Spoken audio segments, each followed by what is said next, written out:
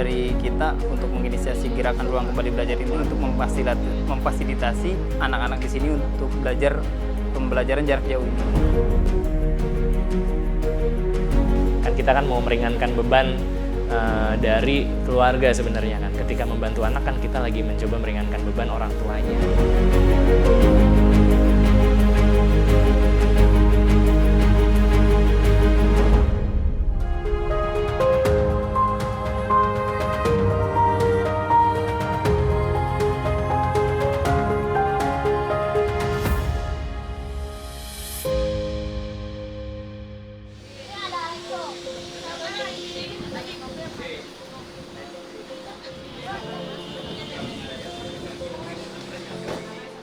Pembelajaran jarak jauh atau PJJ yang ditetapkan oleh pemerintah sebagai bentuk alternatif sekolah saat pandemi COVID-19 tak lantas membuat masyarakat dapat mengikuti dengan baik.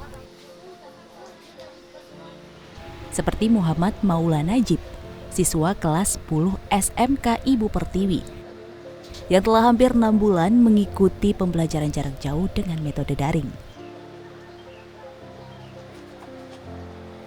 Setiap harinya dari Senin hingga Jumat, Najib menggunakan gawai miliknya untuk mengerjakan tugas-tugas dan menerima materi dari guru melalui Google Classroom. Pagi-pagi harus absen jam 7, terus dikasih tugasnya jam 7:30, kadang-kadang gitu sih. Iya. Sama guru juga kadang-kadang ngasih tugasnya telat kalau di online. Iya. Telatnya kadang-kadang ngasihnya jam 8:30 baru ngasih. Anak kami di sekolah langsung jadi. Aja mesti digong dulu. Mesti diawasin. Sang ibunda Siti Khadijah yang merawat Najib sendirian merasa terbebani. Siti yang sehari-hari hanya bekerja sebagai buruh cuci dan setrika pakaian di salah satu kos-kosan harus mengeluarkan minimal Rp50.000 untuk membeli kuota internet anaknya.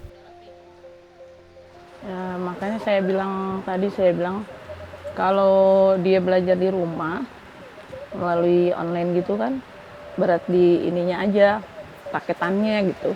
Apalagi kalau pas nge-Zoom gitu, sehari dia harus lebih dari 50.000 gitu buat biayanya. Beratnya di situ aja, tapi kalau dia ada pembelajaran yang gratis, makanya saya anjurin ke sana. Itu aja.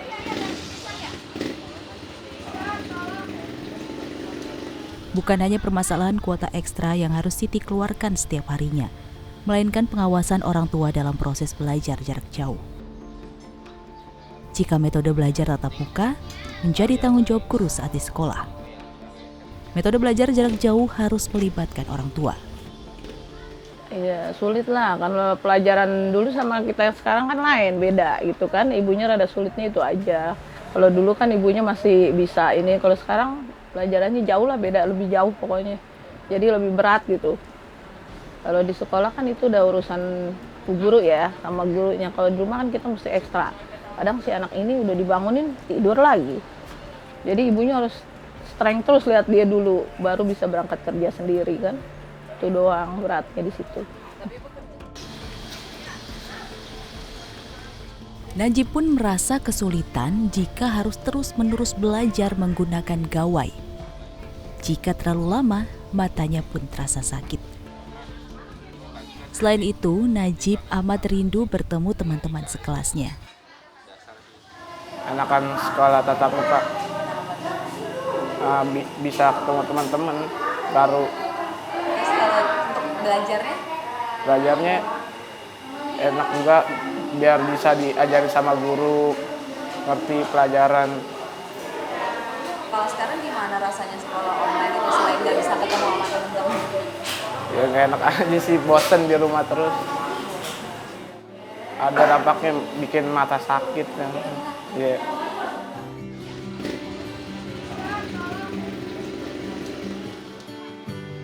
Pihak sekolah maupun pemerintah pun tidak memberikan subsidi kuota kepada murid.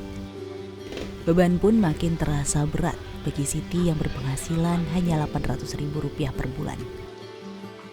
Rada kesel gimana ya, habis kita pengen sih anak kita pinter kan, gitu. Cuma beratnya ya pokoknya yang saya bilang tadi, cuma berat itu aja karena mungkin karena saya nyari sendiri kan, jadi lebih berat gitu. Adapun dia punya kakak, tapi kan kakaknya udah masing-masing ada keperluannya sendiri, nggak mungkin dong kita minta terus sama dia kan gitu. Jadi kita merasa benar-benar keberatan kalau buat sekolah di rumah terus, kecuali pemerintah menyediakan, ya itu yang saya bilang kan, paketan gitu kuota, masih mending. Jika paket data internet telah habis, Najib pun terpaksa harus ke rumah Pak RT setempat untuk menumpang jaringan wifi. Iya, datang ke rumah PRT di situ belajar. Sama teman-teman? Iya. Berapa orang itu? 3 orang sih. Jadi kayak jam sekolah biasa ya? Iya. Dari jam berapa sampai jam berapa? Dari jam 7 sampai jam 1 siang.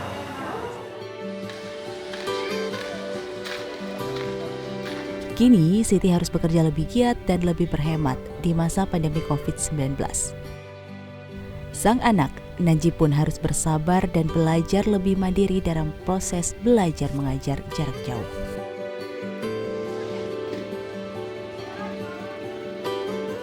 Banyak masyarakat di wilayah RW 07 yang kesulitan untuk mengakses internet. Pertama ya ekonomi gitu loh.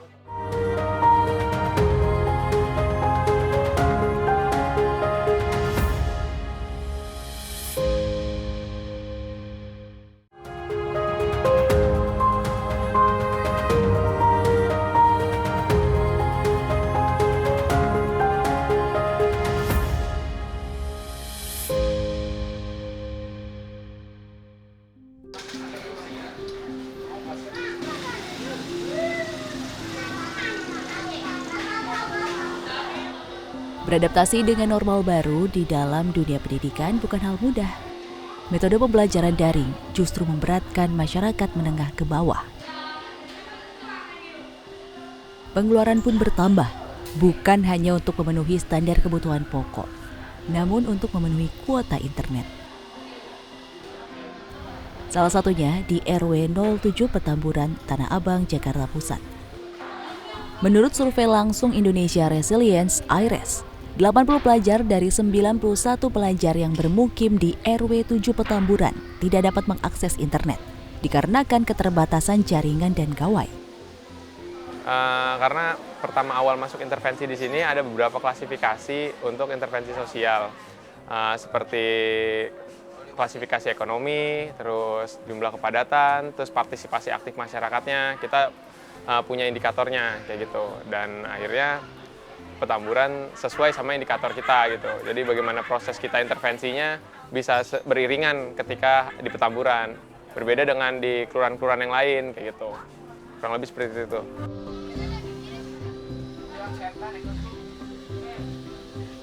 IRES bekerja sama dengan perangkat kelurahan setempat dan Karang Taruna membuka ruang kembali belajar sejak 2 Agustus 2020. Para pelajar di RW 7 Petamburan yang tidak memiliki gawai dan akses internet untuk sekolah bisa datang ke ruang kembali belajar. Untuk di RW 7 sendiri ini ya terutama akses internet ya. Banyak masyarakat di wilayah RW 07 yang kesulitan untuk mengakses internet. Pertama ya ekonomi gitu loh. Banyak orang tua yang di sini itu yang udah nggak bekerja lalu karena pandemi ini, lalu juga jadi beban untuk membeli kuota mengakses internet yang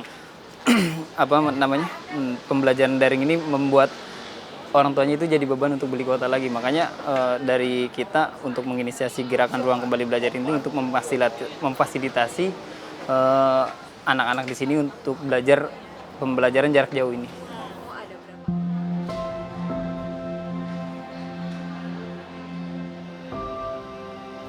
Ruang kembali belajar yang dibuka sejak pukul 6.30 pagi hingga pukul 2 siang ini terbagi menjadi 2 tempat, yaitu di Musola At-Tawadu dan di halaman rumah salah satu warga RW 7.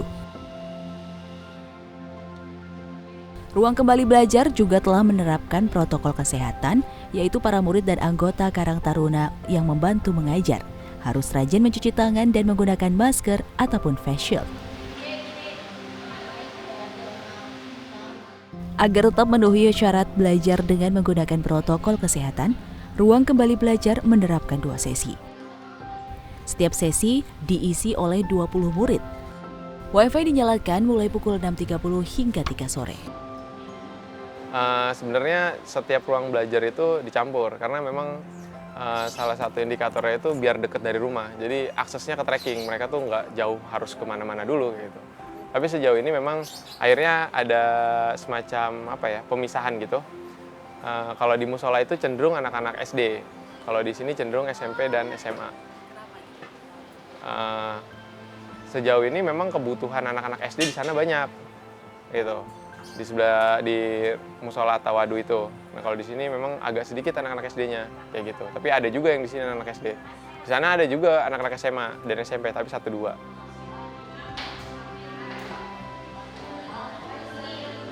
Penggunaan musola sebagai ruang belajar diatur sedemikian rupa. Khusus untuk musola, jam belajar hanya sampai pukul 11. Setelah pembelajaran selesai, anggota Karang Taruna pun membersihkan musola untuk digunakan beribadah sholat zuhur. Sebelumnya kita komunikasikan ke Dewan Masjidnya dan masyarakat sekitar. Kiranya bisa dipakai nggak kebutuhannya ini, dan karena memang itu adalah bagian dari permasalahan mereka, ya sudah digunakan aja kayak gitu. Yang penting jaga jaraknya diatur dan lain-lain. Akhirnya kita buat instrumennya, kita buat kotak-kotak, terus memang sesuai protokol dan lain-lain kayak gitu, dan dibersihkan setiap pemakaian, setiap waktu sholat itu harus selesai pembelajarannya, nanti dilanjutkan lagi setelah waktu selesai sholat kayak gitu, Mbak.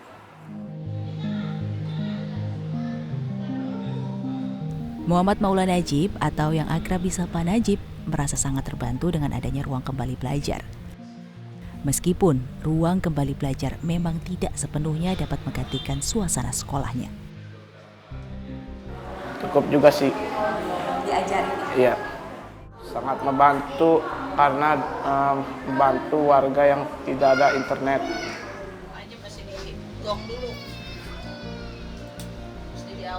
Ibunda Najib, Siti Hadijah, juga merasa sangat terbantu dengan adanya penyediaan jaringan Wi-Fi di ruang kembali belajar.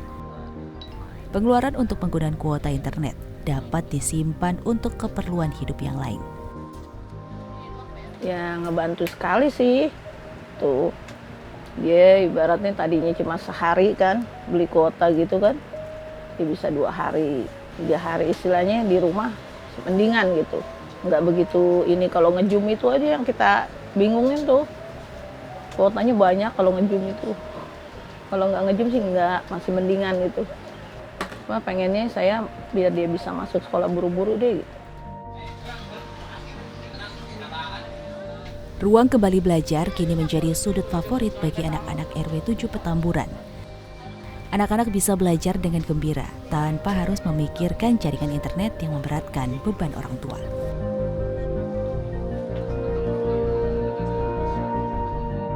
Bentuk SOP-nya sebenarnya seperti yang ini, kalau dilihat itu seperti ketika masuk tuh harus dipastikan badan mereka sehat.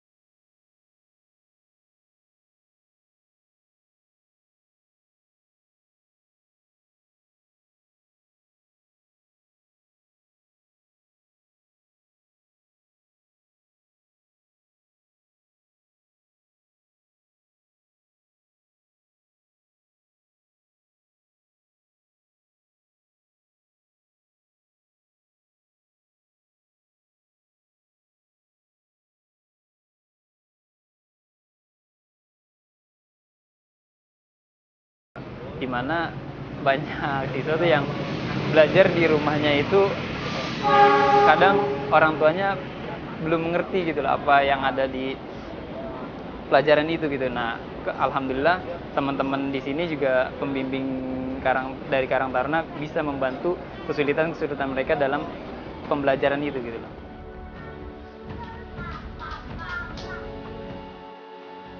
Meskipun orang tua siswa juga ada yang ikut mengawasi anaknya, tak jarang, terutama siswa SD, nampak bosan dengan metode pembelajaran daring. Ada.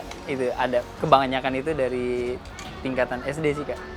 Dari yang SD dengan Gimana cara ininya? Ya mungkin kalau di situ kebanyakan juga dari kita itu yang tingkatan SD dibimbing juga sama orang tuanya sih ya ikutnya. Nah itu kita juga mulai membiasakan mereka dengan kayak kita ngasih hadiah berupa permen ataupun apa gitu loh. Bukan dengan kita melakukan ice breaking untuk mereka yang bosan-bosan gitu loh dalam belajar itu.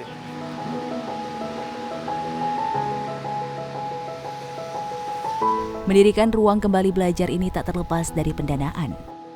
IRES bekerja sama dengan kitabisa.com, terus membuka donasi untuk membantu anak-anak di seluruh Indonesia yang membutuhkan gawai dan akses internet. Betul, lewat platform. Jadi kitabisa.com/campaign/HP buat belajar sekarang. Nah, Terus sampai kapan? Sekarang kita masih buka terus sih, masih open end ya, karena mengikuti konteks pendidikan yang masih membutuhkan gitu.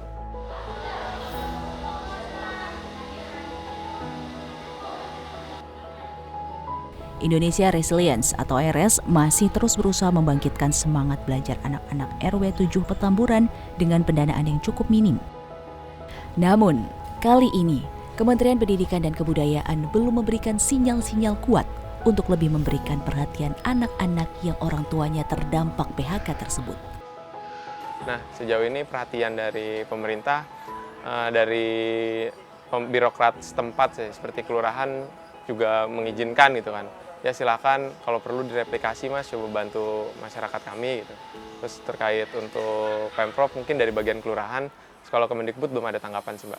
Kayak gitu. IRES dan kitabisa.com akan terus melakukan evaluasi kegiatan setiap bulannya. Ruang kembali belajar yang baru dibuat pada 2 Agustus 2020 lalu bukan merupakan proyek pertama bagi IRES dan kitabisa.com.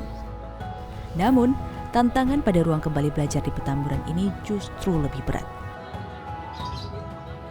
Hal ini didasarkan dari survei langsung yang dilakukan IRES dengan melihat demografi dan kebiasaan sehari-hari warga Petamburan yang masih berkerumun di masa pandemi COVID-19.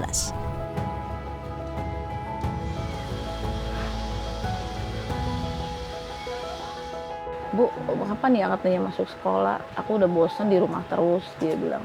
Enakan di sekolah, maksudnya dia ketemu teman-teman.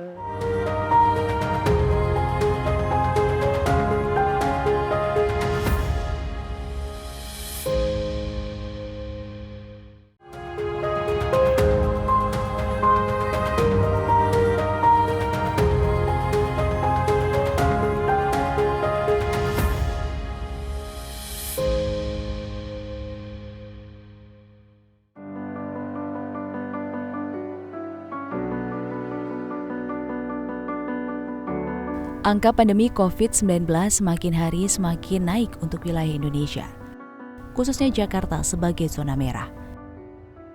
Kebijakan pemerintah pun kerap berubah seiring dengan perkembangan COVID-19. Dunia pendidikan menjadi salah satu sektor yang terimbas. Anak-anak Indonesia sudah semakin rindu untuk bertemu guru, bercengkrama dengan teman-teman sekelasnya. Iya, lebih baik tatap muka sekolah aja, bisa ketemu teman-teman baru, bertemu dengan guru-guru yang ada di sana. Di satu sisi, bagi orang tua, metode belajar daring menggunakan gawai ini dapat mempererat hubungan antara orang tua dan murid. Orang tua dapat melihat dan mengawasi langsung proses belajar anaknya. Namun di sisi lain, bagi orang tua yang bekerja, justru akan memberatkan, terutama bagi mereka yang bekerja sebagai buruh harian. Bu, kapan ya katanya masuk sekolah? Aku udah bosan di rumah terus, dia bilang. Enakan di sekolah, maksudnya dia ketemu teman-teman. Ya mungkin dia juga lebih refreshing, lebih enak gitu kan. Kalau sama orang tua kan mungkin dia bingung. Dia nanya ini ya ibunya jadul soalnya. Banyak kan nggak tahu belajarnya gitu. Jadi lebih enak, dia lebih baik dia bilang buru-buru dia masuk sekolah gitu. Udah bosan di rumah juga. Tuh. Mungkin dia lebih nyaman di sekolah buat nanya-nanya kan. Kalau sama ibunya udah sibuk duluan sama kerjaan di rumah sendiri. Sebagai penggagas berdirinya Ruang Kembali Belajar, Indonesia Resilience (IRES) ingin ruang kembali belajar ini dapat menjadi inspirasi bagi wilayah-wilayah lain, sehingga ruang kembali belajar dapat direplikasi. Harapannya direplikasi oleh RW-RW lain. Dan jauh ke depannya harapannya bisa jadi role model ruang untuk pembelajaran di tempat-tempat atau wilayah-wilayah lain kayak gitu. Harapannya bisa mereplikasi ini juga sebagai alternatif solusi pembelajaran jarak jauh ketika tidak ada ruang akses terhadap internet atau ruang-ruang terhadap pembelajaran jarak jauh. Sejalan dengan IRES, Karang Taruna Unit 7 Petamburan juga ingin ruang kembali belajar ini tetap ada di kampungnya dan bisa diduplikasi di kampung-kampung lain di Indonesia. Ya, goals dari Karang Taruna Petamburan sendiri ini dan IRES ini ya mudah-mudahan ada dari tempat-tempat lain yang mengadopsi kegiatan ruang kembali belajar ini untuk memfasilitasi anak-anak yang ada di daerah lain gitu loh. Dan mungkin ketika misalkan pendidikan sudah kembali normal lagi, ini akan tetap ada dengan metode dan konsep yang berbeda. Kitabisa.com yang terus berkampanye untuk membantu anak-anak agar terus dapat belajar di masa pandemi, berharap bantuan yang mereka usahakan dapat tersalurkan tepat sasaran. Sebenarnya target yang dicapai adalah setiap bantuan yang disampaikan itu tidak terbengkalai kan, dan benar-benar membantu. Nah, evaluasinya ke arah sana sih. Kan kita kan mau meringankan beban dari keluarga sebenarnya kan. Ketika membantu anak kan kita lagi mencoba meringankan beban orang tuanya yang misalnya kan di sana kan di daerah sana juga banyak yang kemarin terdampak PHK. Nah, mengingat sekarang situasinya seperti ini, ada kondisi di mana anak belajarnya online tapi orang tuanya ter-PHK.